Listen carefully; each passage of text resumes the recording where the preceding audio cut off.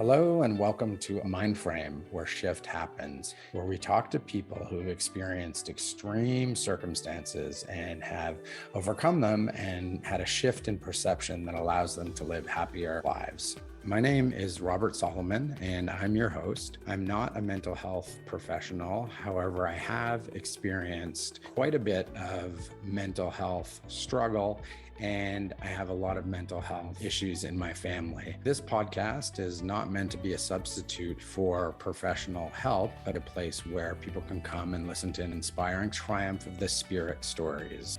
All our episodes are recorded via Zoom, so please excuse any audio issues. In today's episode, we're talking to Rena, a doctor who found herself in the ER at 7 months pregnant and experienced a complete shift, which led her to become an advocate to change the way doctors and patients interact.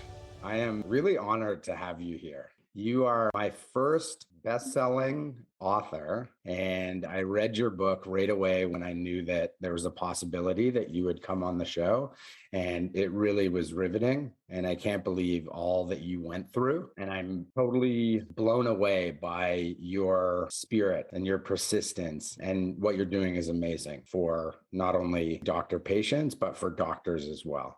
So thank you so much for coming on my podcast. Thank you. I'm super excited to be talking to you. So, how's your family? How's your health? Everyone's good. My health is reasonably good. I haven't been hospitalized or had surgery in almost a year. I gave myself an award yesterday, a little medal that said still alive. I love that you did that, but obviously it's incredibly emotional. I mean, just what you went through was so insane. Do you mind if we just get right into it and kind of you can walk us through what went down on that crazy day? Sure. I had just finished my pulmonary and critical care fellowship, which is the end of training after all the medical school, all the residency, the many years. And I was 7 months pregnant at the end of my training. And I was out for a celebratory dinner with my best friend. And I had this excruciating onset of right-sided abdominal pain that was unlike anything I had ever experienced before. I didn't know what it was. Like my doctor brain was trying to go through a differential of what the possibilities were. Did you think And your appendix burst or something like that? everything I thought of like that, I knew inherently was not true because whatever it was, I knew it was killing me faster than that thing would. I couldn't think of God. a single thing that aligned with what was happening in my body. And so we got my husband. He drove us 100 miles an hour down to my hospital, Henry Ford. And I felt like my job was like, get to the door of the ER. I knew what I had was some sort of intra-abdominal catastrophe, and that if I could have surgery, maybe they could fix whatever it was. Okay, so you're in the car. Mhm. Did you focus on staying alive at that moment? 100%. I Okay. knew that was my only job, like my See, I only just job. got the chills because that moment you made a choice. You weren't just a passive person on this vessel to the hospital. No, it was very much like you do your part now and you'll be able to hand this off, but you've got to do your part. It's insane to me that you could have that power and thought.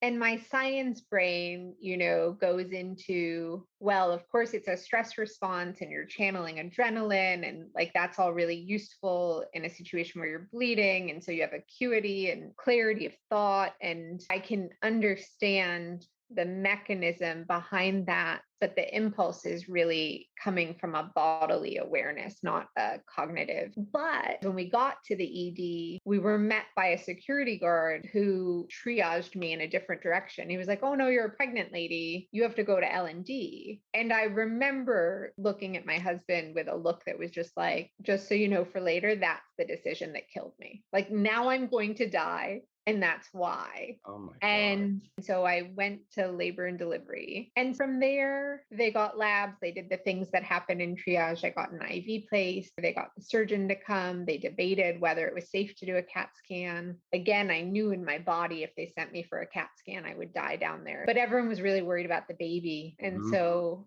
They sent the resident over to check on the baby, and I had trained in ultrasound. And so I knew I was looking at a baby that didn't have a heartbeat. And that was a moment of like collapse.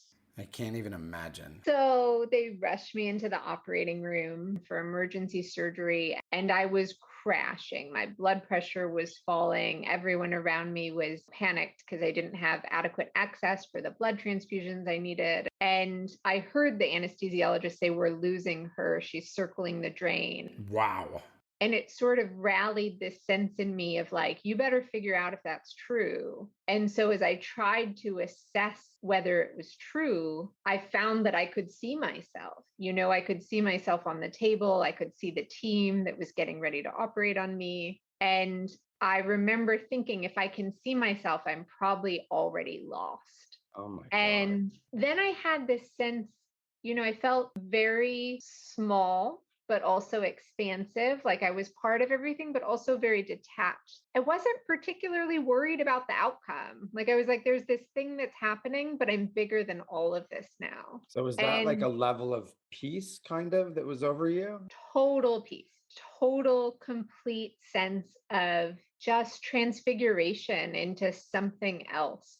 And I knew, like, the words weren't there, but the thing that I knew was I can choose to go back to what's happening down there with all the pain and no guarantee that that pain will ever go away, or I can go away from it in this other direction. I get to choose right now. And I don't remember choosing. I just remember being very aware of the choice. And then, waking up in the ICU aware that I had made the choice to go back to my body. Sorry, in that moment when you're like aware of the choice, were you thinking of any people in your life or any reasons to stay or to leave? Or was it just flat, I can go A or B? I was very disconnected from any other people or bodies or, concrete objects that existed. It felt like a choice between re-entering my body or leaving it permanently. And there wasn't any logic about it. There weren't any words. It was just a sense that I had moved into a different place and I would have to choose to move back if I was going to move back. But it was also incredibly peaceful. So let's just call that what it is. That's a near-death experience. For That's sure. an out-of-body experience. That's your soul, or however, these are my words, and I haven't experienced it. So I would like you to kind of share your thoughts on it, but let's call it what it is. Like you're not in your body. So Yeah. what is that? So what were you when you said there's all that peace? What do you think that was? Soul is not the wrong word. It felt like a sense of consciousness that was outside of my body. And I think soul is the word that we have for that sense of ourselves that's not necessarily tied to our physical being. I don't know in the moment that I would have used that description because even that feels reductive to me. Like it was such a visceral is the wrong word because that's more tied to the body, but it really was transfigurative. Like I just felt as if I had changed conformations. Like you were a different form. Yeah. And that form, were you like connected to everything, or was it just your like blob of energy and then other blobs of energy? So it's really hard to explain because I felt light and weightless and buoyant, even a sense that I was above everything and weightless. But I also felt small, but I also felt expansive and connected to all of this different energy and waves and love. And that was the first thing I wanted to tell people when I was removed from the ventilator and I could talk was I just felt like there is nothing to be afraid of. Like, I need you to know there's nothing to fear. That was the most peace I've ever felt. Everyone was just sort of focused on, I'm just really glad you came back and not really interested in unpacking the experience. And also, I was pretty high on morphine by then. But for me, that sense of peace, wholeness, and integrity, despite my body not being a part of the experience, is something that like I really treasure and I hold on to. Wow, that's amazing. I don't want that to inspire people to go to that spot, but I've never spoken to someone who's had that experience. So for me, this is a turning point moment. I've read about it and it's fascinated me, but it's Mm. hard to believe when you haven't experienced it. Yeah. And so to like actually have a person talking to me, not like a YouTube video about it, is really amazing. And I can see you're completely honest and not trying to make it anything other than it was. No, and I've gotten, so many questions about like, did you see light? Was there like a tunnel? Did you see people who had died? Like, none of those things happened. Mhm. It was just this moment. And it's interesting how many people tried to explain it away in a Yeah. scientific way. I Because went it's back, fearful. They're yeah, fearful of that. it's easier to explain it away than to accept it. Would you compare it to being completely 100% in the present moment? I hadn't thought about it like that. That's really interesting. I did feel present, but I also had a sense of connectedness throughout time. So Mhm. it's different than how I experience being exquisitely present if I'm doing yoga or really focused in a conversation. It had more of a sense of expansiveness than that one moment. Wow, that's so interesting. So it's like present but aware. Yeah, That's yeah. really evocative in terms of like understanding what you're going through. Like you explained it very well. So, what happened after that? When I came out of the operating room, I was still very close to death. I had lost all of my blood volume. It had been replaced multiple times. My kidneys had failed. My liver had failed. I had had a stroke. I was dependent on the ventilator to keep me alive. I was sicker than anyone I had ever cared for. And I had just lost this pregnancy. So I very much felt precarious. Like I didn't feel as if I was fully back. I felt like I was sort of visiting, but I still had this bodily awareness that I was probably going to die again in some way. And for context, a tumor had ruptured in my liver, and that was what caused me to bleed out. They couldn't see the tumor because when it ruptured, it essentially disappeared on all of the imaging. So they were operating under the assumption that I had this rare blood condition that happens sometimes in pregnancy that resolves with pregnancy. So if the pregnancy was done, I'd be fine. And my body was saying, we're not done here. And what I didn't know was that there was another tumor that hadn't burst yet, that no one knew and couldn't see and was sort of just waiting. So, those were non malignant tumors, right? But Correct. the contents of the tumor is like acidy or something that just The burns. tumor is made of blood vessels. So when it bursts, it's like cutting your aorta. All of your blood can just leak out of these blood Through vessels. the, oh, God. Super fun times. Yeah.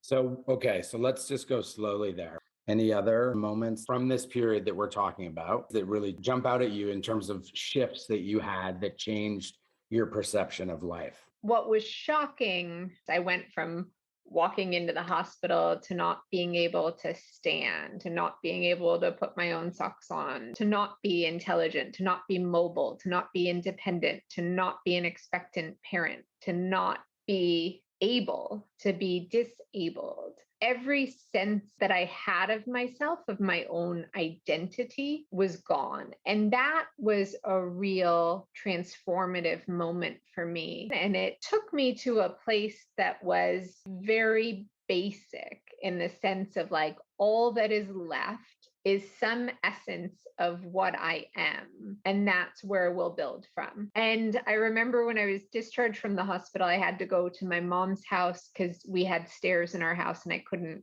even imagine being able to go upstairs. And I was sitting in sort of a lazy boy, which was the only way I could sit because I still had this large blood collection. And I looked outside and there was like a flower that was coming up in her backyard. It was like a little begonia, just like a yard flower. And I remember thinking, that's enough. The fact that there's that in the world, that there's a flower and that I'm here and that I'm seeing it, that's enough. Like, why did I ever think I needed more than that? Illness is good in that way, in that it really simplifies things. It And reduces you, right? it does. And in some ways, that's terrible. And in some ways, it makes everything more crystalline. You lose a lot of the bullshit. And you don't worry about things that don't matter. And I can always tell when I'm well because I start worrying about things that really I would never worry about when I'm sick. Which is so backwards, isn't it?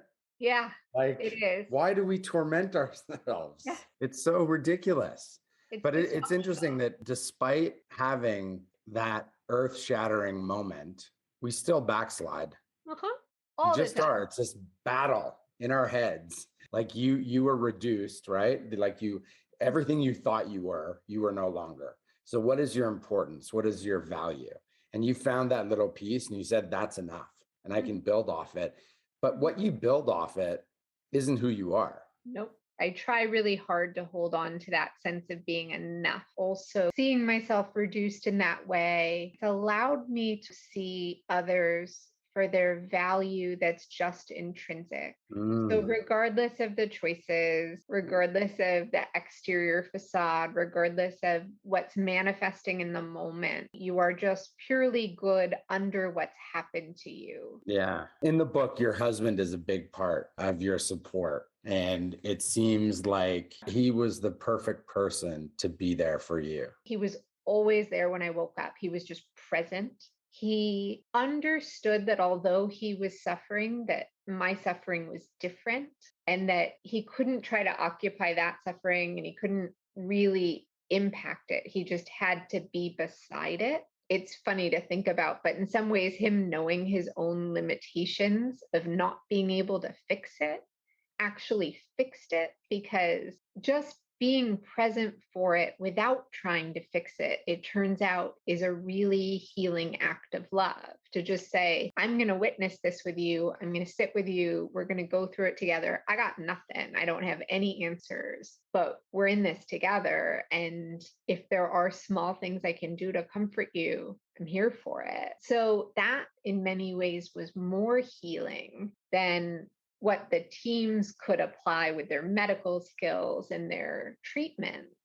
And it made me realize how often we devalue just attending to suffering. We think that we need to fix things to be of use, when really our presence alone and our willingness to witness and not question someone's experience of it, not judge it, but just hold it, be a container for it, that in many ways is what we're here to do for each other. We're all just walking each other home, that idea of, Beautiful. yeah. That reminds me, like, I'm not an extremely religious person. I am spiritual and Mhm. I feel like I'm a decent human being. But what you're talking about, it reminds me of two things. Number one, the power of unconditional love.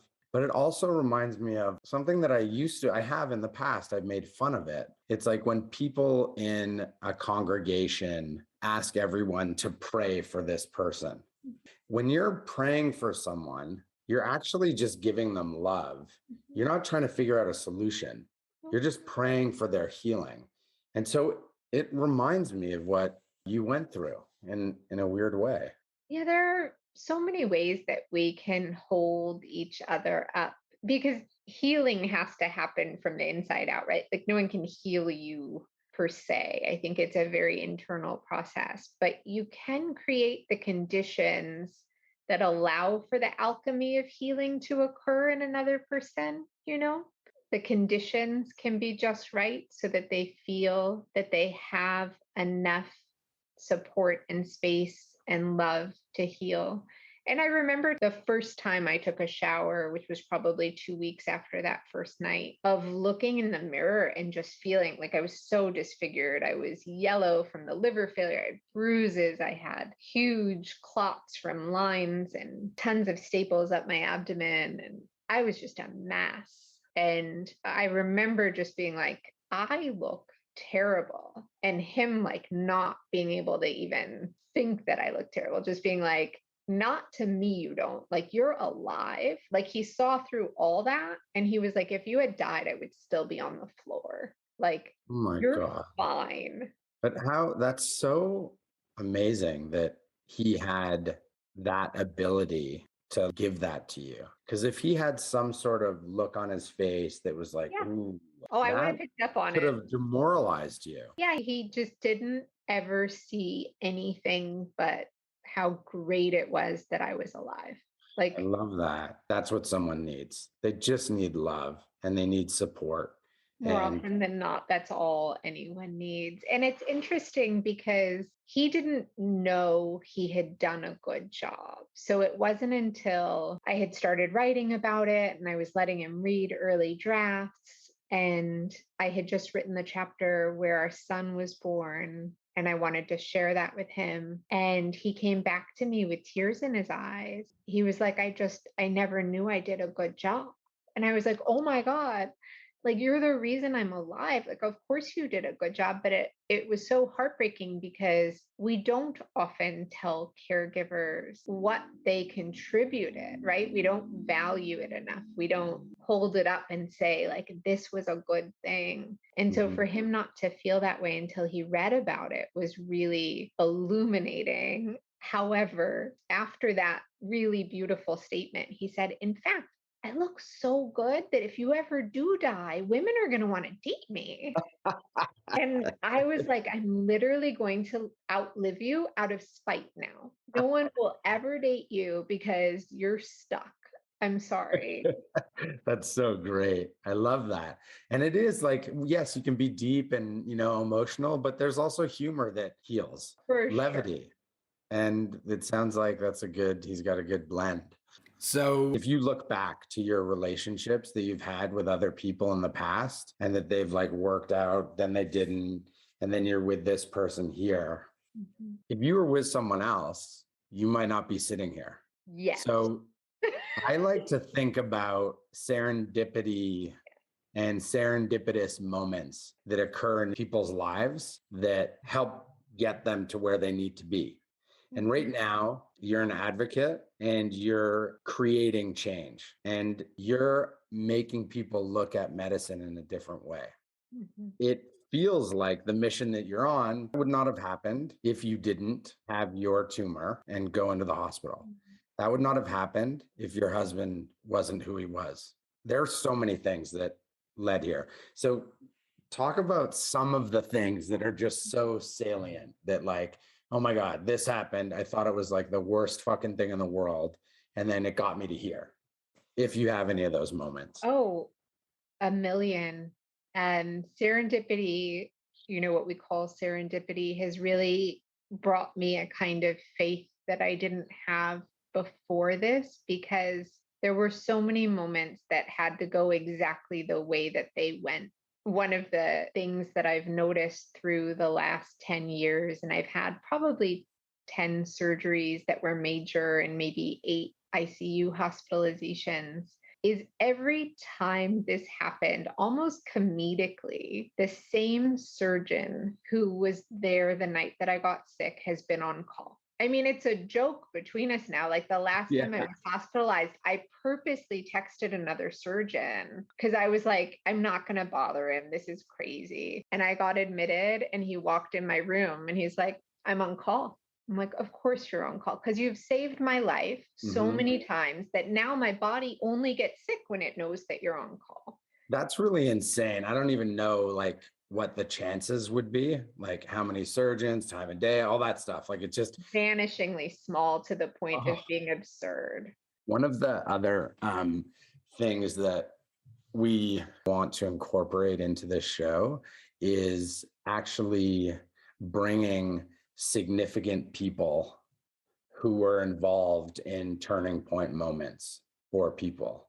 So your husband obviously was there, that moment where you're looking in the mirror, seeing you under a critical lens. Your husband's there telling you, I love you, and I'm so happy that you are you. And this physician or doctor who's constantly there, like this person has changed, has given you some sort of hope, some sort of like belief that everything's going to be okay. Are there other people in your life that have been kind of around you when other moments have happened? Yeah, definitely. I'm fortunate to have a mother who's incredibly supportive. And it was really interesting when we got pregnant again and I was on bed rest because my uterus was threatening to rupture because nothing is simple. Um, and And she sort of would come to the hospital every day and do grandma things like knit at my bedside and bring in cookies and make tea. And it became this sort of space where the doctors would come after rounds to visit me, ostensibly to visit me, but they were coming for the tea and cookies. And they would share whatever was hard about that moment, like whatever just happened on rounds, whatever the event was that was top of mind, it would just sort of come out because nothing was happening in my life, right? Like I was literally captive in my bed. I had no update day to day. So they were forced to sort of share. And it was really interesting because my mom would just listen. She's non-medical, she's a mom. And whatever they said, she would just, hold them in unconditional positive regard and just say, what you guys do is really hard. And it was so simple. Like it was so simple to have that reflected back to us, an acknowledgement that what we did was really hard. It allowed us some distance from our own experience and perspective and healing, because it was really like, you're enough. I hear you beating yourself up over this case, but you're enough. And so they came back more and they told more stories and they had more tea and cookies. But she's been that kind of a force of, you're enough. That's so wonderful. Are there any other moments that you want to talk about that you had? Well, first of all, how did you meet your husband? We met in a very funny way. I had just moved back from New York. I was coming here to do my fellowship training.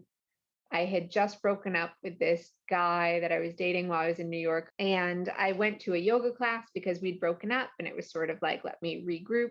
And then I went to a bookstore because a book by my favorite author had just been released and I wanted to get it. And the bookstore that I went to didn't have it. And I went into this whole like stupid Midwest thing of like, of course they don't have it. It's like an actual book. No one reads here. And I hate everyone. I was very down on my choice to move back because it had ended this relationship and now they didn't have the book. And those were equivalent to me in that moment. And I went to the coffee shop that was in the bookstore and I just thought I would read my textbook. And he was sitting at the table with the book that I had come for on his table. Hand to God. I have to say, people who are listening to this might say, this woman is a pathological liar.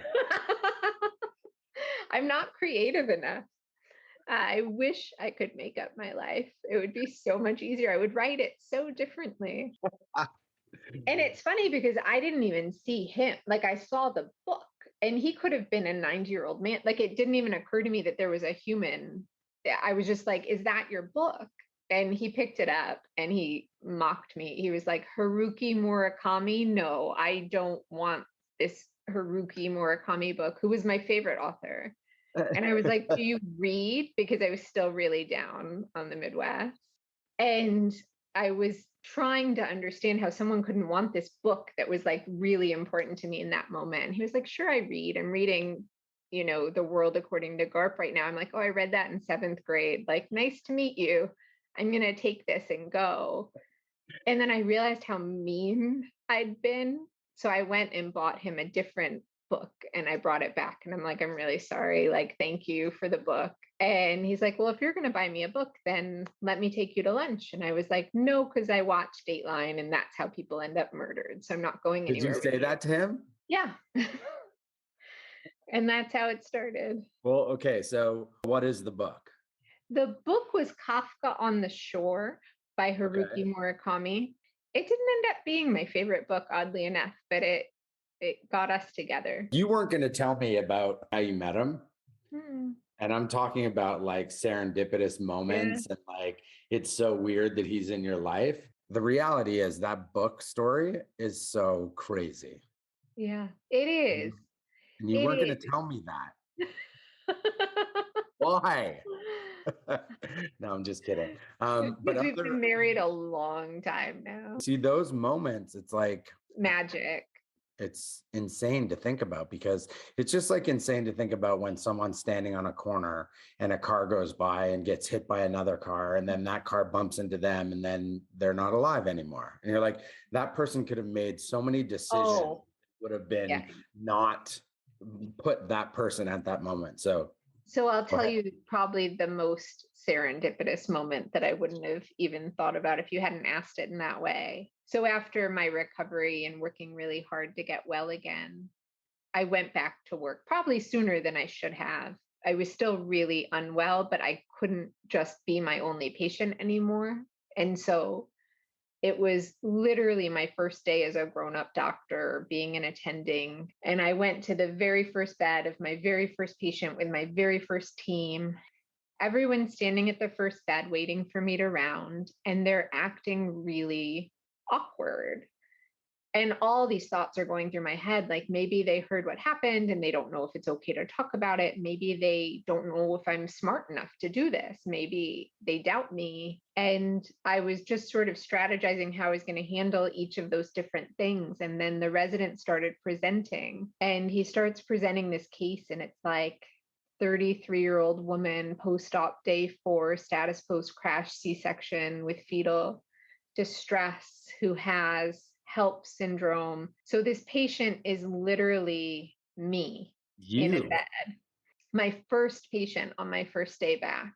She's jaundiced like I was from liver failure, and her mom's at her bedside smoothing her hair. And I realized that the team was acting incredibly awkward because they knew that this was going to be hard on me. And it was incredibly hard because, when I was sick, I really believed that if my team just cared enough about me, that they could get me to health. And so I was putting this incredible pressure on myself. Like, I have to care so much about her that I save her, because I was saving myself essentially, right? Like the universe was Mm. putting me in a situation where I was going to have to save myself. And pretty much right from the beginning, it was clear that things were not going to go well for her. She had a side effect from the liver failure. It was swelling in her brain. And so Mm. she had really bad outcome prognostic Mm. indicators from the beginning. And she went for surgery and she went off my unit, and I would still sit with the family every day and try to piece things together. But it was interesting, when she died, because she did die right before Christmas, her family was still able to express so much gratitude for just my presence, Mhm. that was consistent and was able to be a container for their grief when everyone felt like, they were just passing a potato back and forth to them, of no one really being responsible or wanting to talk to them because they knew how bad the outcome was going to be. And Mhm. I really felt like the universe put her in my path in that moment because there were still things I needed to learn. I was just starting to sort of feel bad for myself for not having the baby. I was starting to feel pitiful a little bit. And Mhm. and it was like this reminder of things could have been so different. Yeah. And there are limits to the power of medicine. She's Mhm. going to die regardless of what you do. And it just reminds you that you could have died, right? Oh, 100%. That was the lesson, was like, Yeah. shut up, stop complaining. You're There's a alive. bigger picture. Don't Yep. don't continue to beat yourself down now. Wow. So if you could just let me know a little bit of the process that you went through for writing your book. Yeah, the process of writing the book was really interesting. By the time I started writing, I was probably 9 years out from the first really critical hospitalization that started the whole series of events. And so I'd had time and perspective, and had thought that I had assimilated some of the lessons into who I was.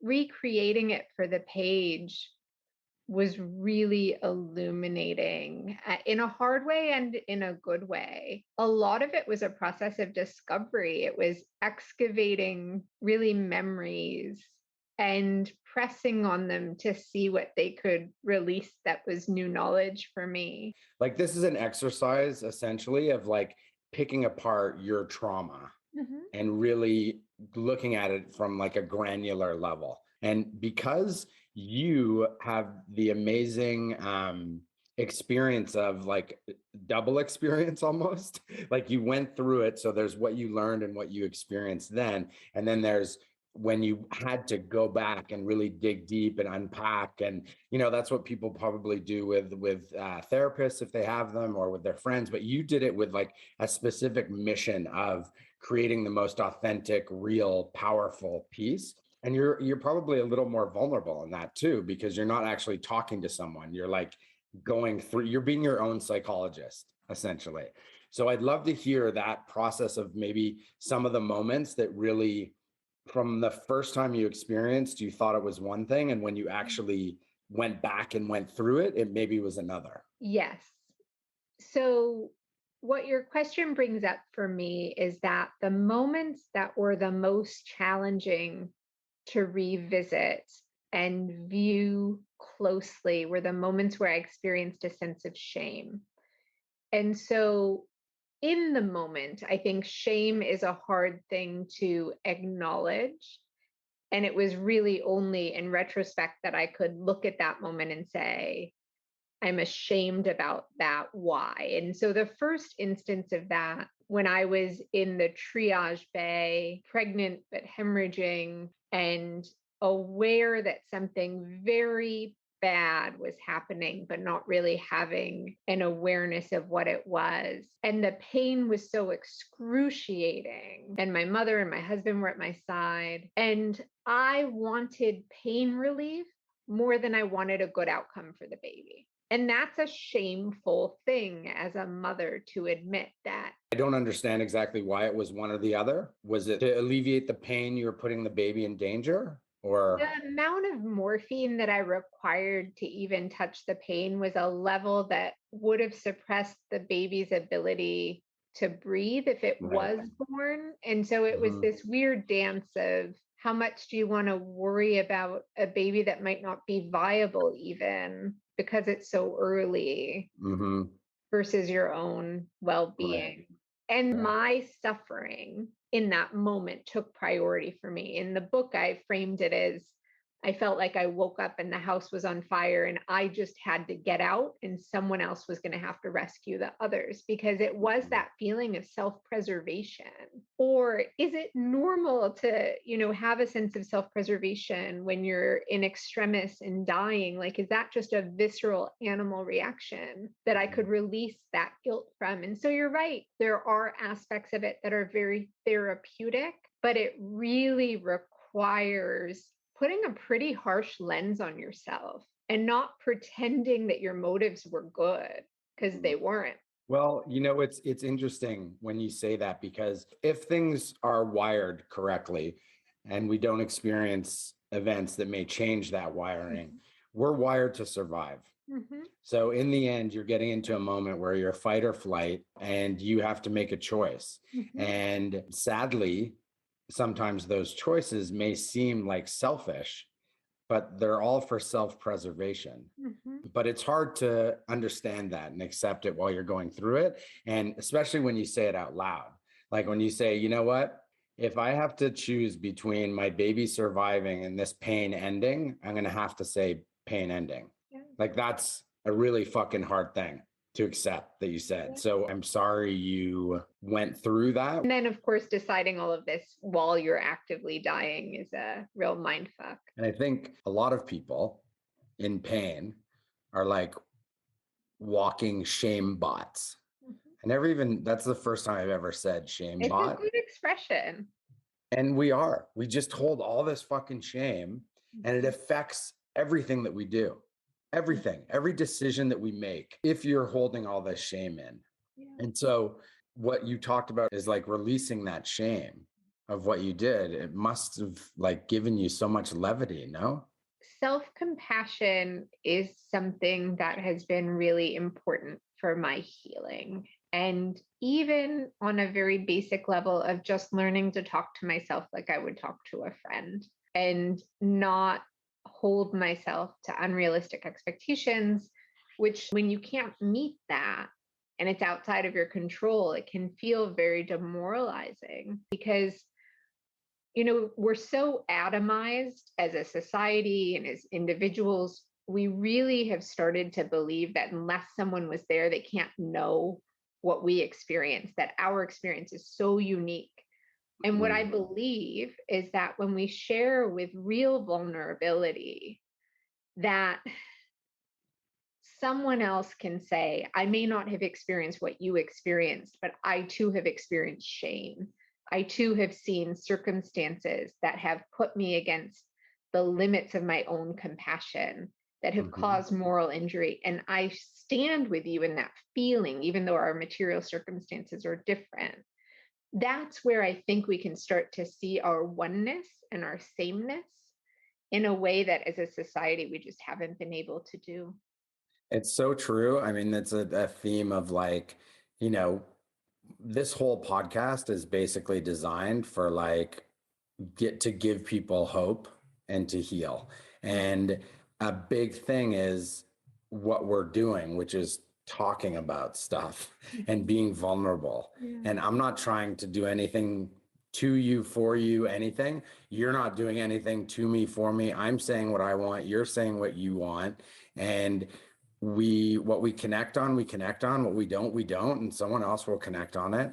And it's just so, that's one of the messages that I'm really stressing is that you're not alone, man. Mhm. Like you may think you are, and you may think that what you're going through is like the worst thing in the world, but chances are there's someone going through something worse somewhere. And you can talk. If you talk about it, then there's a chance that someone will be able to help you. If you keep it to yourself, if you keep that shame, if you keep that whatever it is to yourself, then the chances of you healing are very, very um why am I lost this word right now? Infinitesimal. Minuscule. I like it. Yeah, very, very minuscule. And so I'm hoping that like you just said it so eloquently. You said it so beautifully. And I really hope that resonates with people when they listen to this. So I'm making a point. Please allow this to maybe resonate with you. Be vulnerable. Be vulnerable. It's okay. Be vulnerable to the right person. You Yeah. don't want to be hurt because obviously, there's a chance. So do a little sleuthing to figure out who you can actually be vulnerable with, but Mhm. it's going to make a difference in your life. That is a rule for myself. I set up when I started talking about things in a vulnerable way was that, I choose to share, but I choose to share only in a situation where I know that the other person's response won't be able to disrupt my healing. It's that idea of not not showing the injury, but showing the scar, showing how you're healing from it. And if someone's response to you can disrupt your healing, then that's probably not a safe space to be sharing your trauma in this moment. It's really important to feel safe. And just because you make a mistake in opening up to the wrong person, it doesn't mean they're a bad person. They're just not ready and capable to help you. And I really hope that that doesn't change your motivation to find someone that you can open up to, For because sure. obviously it's painful. Like it's just bringing more The shame. risk. Yeah. Just like opening up about having this shame, yet someone shames you about opening up about having the shame. So it's a dangerous game for sure, but you got to have faith and you got to keep doing it. And it's their lives, not you. And whatever their reaction to you is when you're opening up is not about you, it's about them. And that's okay. They live their lives, you live your lives, but find someone to comfort you. So I know we've been talking for a long time. So I'll ask you the two questions that I like to ask everyone as my parting. And then if you have anything else you want to talk to, feel free to mention it. So when you think about your life, what are you most grateful for? Mm. I'm genuinely grateful for an awareness of my life, like being present for everything that's beautiful, right from that moment of that flower that really just said to me, notice what's right here and don't ask for anything more than what you already have because it's enough. And that gratitude practice, that awareness that we're surrounded by beauty and we just have to show up for it, that love is around us. We just have to show up for it. That's been really, really meaningful to me. I love that. And this is related, but basically, if you were to hear that someone is going through extreme despair, regardless of what it is, what words of advice would you have for that person? One thing I've learned through my experiences is that we're very bad judge of how temporal our experiences are, how fleeting they are, good and bad, and that whatever's happening in the moment will pass. You will feel different. And it's impossible to see that when you're in this sort of valley of despair. You don't have a clear line of sight into what's over the next hill, but there's always the next hill. And if you just stay on the train, the scenery changes. That's beautiful. That's, yeah, if you can just stay alive. Yeah. This project was really started because of suicide. I have suicide in my family, and I just wanted people to understand that if you get through this period, you have a chance to stay through it. Mm-hmm. And what you just said is exactly the sentiment. If you stay on the train, the scenery changes. That's amazing. Did you make that up or did you hear that from somewhere? I have no idea if I've heard it somewhere. It just feels true. Thank you so much Thank for, you so much. I loved our chat. Me too. I'm excited to see what you do with this project beyond me. Just in general, I think you're bringing so much good into the world. Thank you. And I'm so excited for you. Like, I have no doubt that you are going to, but you're going to revolutionize things in the medical industry. And I'm honored to have you take the time to chat with me. Of course, we're friends now. Yes, exactly. All right. Well, have a wonderful day. And I'm excited to read more of your stuff and hear more about what you're doing. Thank you. All right. Take care. Bye.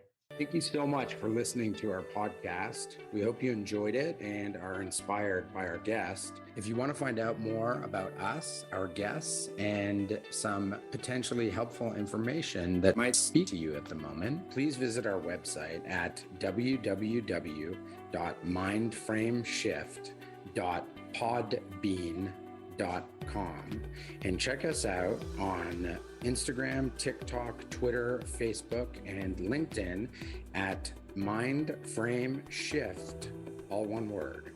If you or someone you know is in crisis, please call the Crisis Support National Suicide Prevention Lifeline at 1-800-273-8255 or text NAMI at 741-741 to connect with a trained crisis counselor to receive free 24/7 crisis support via text message, or call the NAMI Healthline at 1-800-950-NAMI. That's 6264 for free mental health information, referrals, and support. Thank you very much again for listening, and remember, shift happens.